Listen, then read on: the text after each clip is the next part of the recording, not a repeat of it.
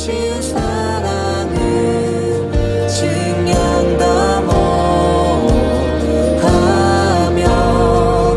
영원히 변치 않는 사랑 성도여 찬양하세. 레위기 21장은 제사장들과 대제사장들이 어떻게 하나님 앞에 나아가야 되는지, 그리고 어떻게 살아야 되는지, 거기에 대한 말씀입니다. 제사장에 대한 말씀은 1절부터 9절까지입니다. 보면 제사장들은 죽은 자를 만질 수 없답니다. 심지어 그들의 부모가 죽고 형제나 자매가 죽어도 그 시신을 절대로 만져서는 안 된다라고 이야기합니다. 또 머리털을 깎아 대머리 같게 하지 말고 수염 양쪽을 깎아 살도 베지 말랍니다. 또 결혼은 아무나 하고 해서도 안 되고 창녀나 이혼당한 여인과는 하면 안 된답니다. 또 자신의 딸이 행음하면 그 딸을 불사르랍니다. 여기까지가 제사장이 해야 하는 일이었습니다. 그리고 10절부터 15절까지는 대제사장에 대한 말씀이죠. 그런데 보면 대제사장은 제사장의 삶보다 더 엄격한 것을 보게 됩니다. 대제사장은 머리를 풀지 못했습니다. 옷도 찢지 못했습니다. 또 대제사장은 시신에 가까이 갈 수도 없었습니다. 조금 전에 제가 일반 제사장들은 부모나 형제 자매 시신을 만지지 못했다 그랬거든요. 만지지 못했다는 말은 가까이는 갈 수 있었던 겁니다. 그들은 시신 근처에 갈 수는 있었는데 대제사장은 시신 근처에도 못 가게 했습니다. 어떤 학자들은 말하길 대제사장들은 부모가 죽어도 울면 안 된다라고 얘기했답니다. 울 수도 없었답니다. 그리고 대제사장들은 성소에서 나오지 못했고요. 성소 밖을 나오는 것은 성소를 속되게 하는 것이다 라고 생각했답니다. 또 결혼도 처녀와만 해야 했고요. 제사장들은 창녀나 이혼당한 여자랑 결혼하지 않으면 됐는데 그 말은 무슨 말이냐면 결혼 전에 처녀성은 생각하지 않았다는 겁니다. 그런데 대제사장은 결혼 전에 처녀성까지 생각했다는 겁니다. 이렇게 대제사장은요 굉장히 엄격한 것을 요구했습니다. 자, 그래서 여기서 질문이 있는데요. 사람들은 이런 대제사장이나 제사장이 되는 것을, 이렇게 엄격한 삶을 사는 것을 좋아했을까요? 싫어했을까요? 여러분들 한번 어떻게 할 것 같아요? 여러분들이 이렇게 살아야 한다면 대제사장이나 제사장이 되고 싶겠습니까? 당연히 사람들은 그것을 싫어했겠죠. 그래서 그것을요 한 사람이 맡지 않고 순번을 돌아가면서 맡게 했습니다. 1년씩 한 명씩 돌아가면서 대제사장, 그 어려운 직을 맡게 했다는 겁니다. 그리고 그런 모습이 사실은 정상적인 모습이죠. 하지만 요즘 보면 반대로 서로들 높은 자리에 올라가겠다라는 사람들이 많습니다. 더 유명해지고 싶겠답니다. 더 많이 사람들에게 대접받고 싶답니다. 그런데 문제는 높은 자리만 탐하고 그 자리에 합당한 그 삶이나 그 책임을 다하지 않더라는 겁니다. 그런데 하나님께 영광스러운 직분이나 어떤 것을 받았으면 그에 따른 그 책임과 그에 따른 합당한 삶을 살아야 합니다. 다른 사람들보다 더 엄격한 삶을 살아야 합니다. 그래야 이 사회로부터 교회가요 존경받을 수 있는 겁니다. 사실 요즘 보면 세상이 교회를 별로 존경하지 않죠. 왜냐하면 높은 지위에 있는 사람들이 별로 거기에 합당한 삶을 살지 않았기 때문이죠. 저는 지금까지 사역을 하면서 대략 6개의 교회에서 있었는데요. 그런데 각 교회마다 다 다른 특징이 있더라고요. 어떤 교회 안에는 교회 안에 질서가 없습니다. 그 말은 무슨 말이냐면 서로가 서로를 존경하지도 존중하지도 않는 교회가 있었습니다. 반면에 어떤 교회는 교회 안에 질서가 있어서요, 서로가 서로를 존경해주고 존중해주는 교회가 있었습니다. 그런데 어떤 교회가 일반적으로 그런 질서가 있는 교회였냐면요, 교회 직분자들이 솔선수범으로 다른 교인들에게 모범을 보이는 교회가 그런 질서가 있는 교회였습니다. 장로님들이나 권사님들이 앞서서 법문을 보여주다 보니 다른 교인들이 그 장로님이나 권사님들을 그냥 따라하면 교회 안에 질서가 잡혔다는 겁니다. 그렇게 본을 보이는 분들이 많았습니다. 제가 아는 어떤 장로님 이야기를 잠깐 말씀드리면, 그분은 제가 청년부를 예전에 담당했었을 때 부장 장로님을 하셨던 장로님인데, 개인적으로는 그 장로님에게 굉장히 많은 것을 배울 수 있었던 그런 장로님이셨습니다. 근데 그 교회에는 그 장로님과 관련된 전설이 하나 내려오고 있었는데요. 교회가 성장하다 보니 교회를 새로 지어야 했답니다. 그래서 땅을 싸게 구입했는데 문제는 교회 재정이 넉넉하지 않다 보니까 교회 건물을 올리지 못하고 있었습니다. 은행 대출도 쉽지 않았답니다. 그래서 땅만 사고 아무것도 할 수 없었답니다. 그러자 그 장로님께서 큰 결단을 하셨고요. 자기가 살고 있는 집을 다 팔아서 자기는 월세로 가고 그 남은 돈을 전부 다 교회에 다 드렸답니다. 그 당시 그 장로님 나이가 40대 초반이었는데요. 40대 초반에 애들 한참 막 키워야 되는 그 나이에 자기는 월세로 들어가고 자기가 살고 있던 집을 다 팔아서 교회에 드렸다. 대단하죠. 정말 대단한 겁니다. 그래서 그 일에 다른 장로님들도 감동을 받았고요. 그 장로님 정도까지는 아니지만 나름 그래도 다 최선을 다해서 헌금해서 교회 건물을 잘 지었답니다. 한 장로님의 선한 헌신이 본이 되어서 그 교회 다른 분들에게 영향력을 주었다는 겁니다. 이런 얘기하면 이제 궁금해져요. 그 장로님께서 어떻게 되었을까?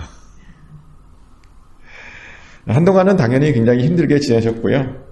멀쩡하게 있던 집 팔아서 헌금했으니 얼마나 어려웠겠어요. 월세로 들어갔으니까. 근데 제가 나중에 그 장로님을 배웠을 때는 하나님께서 다 갚아주셔서요, 다시 부자로 잘, 집이 몇 채씩 되는 그런 부자로 잘 살고 계셨습니다. 그렇게 하나님께 드린 자가 어떤 복을 받는지, 어떻게 되는지 삶으로 보여주는 그런 장로님이 계셨다는 겁니다. 그래서 이제 그 교회는 장로님들의 그런 헌신과 열정이요, 정말 대단했습니다.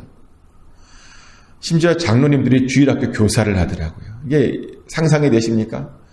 보통 장로님들은요, 교사가 아니라 부장을 합니다. 어떤 부서를 맡아서 부장을 하고요. 아니면 교회의 어떤 다른 중요한 일들을 맡아서 하고 싶어 하는데요. 그 교회는 안 그랬습니다.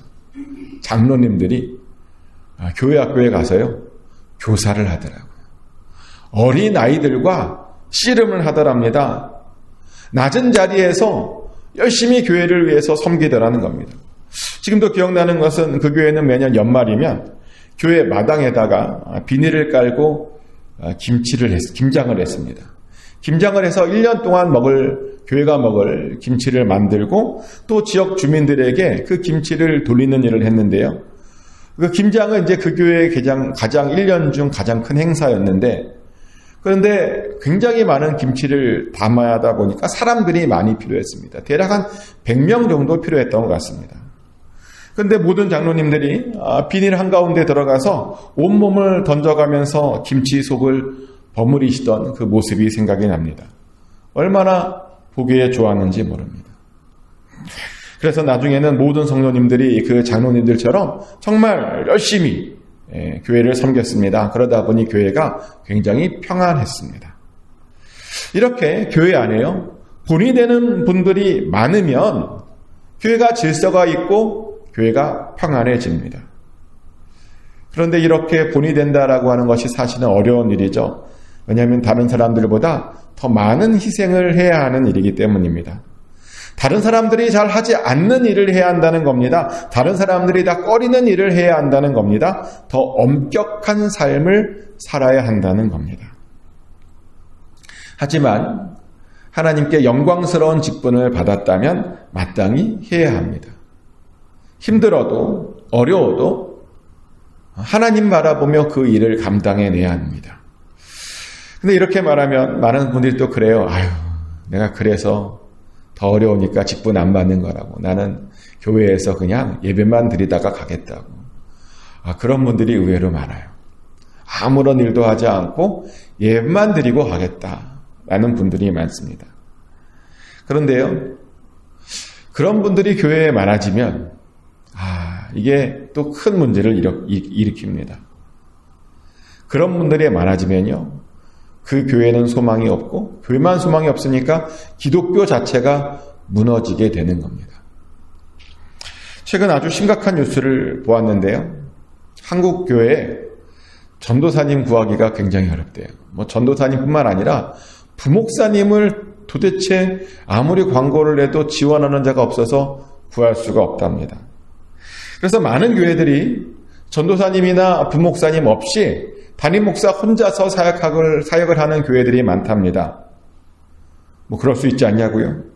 아니요. 그렇게 되면요, 어디에 문제가 생기냐면 교육 부서가 흔들리게 됩니다. 우리의 아이들이 제대로 된 신앙교육을 받을 수 없습니다. 우리의 믿음을 우리 아이들에게 제대로 전수해 줄 수 없다는 겁니다. 그래서 교회들은 전도사님이나 부목사님들이 꼭 필요합니다.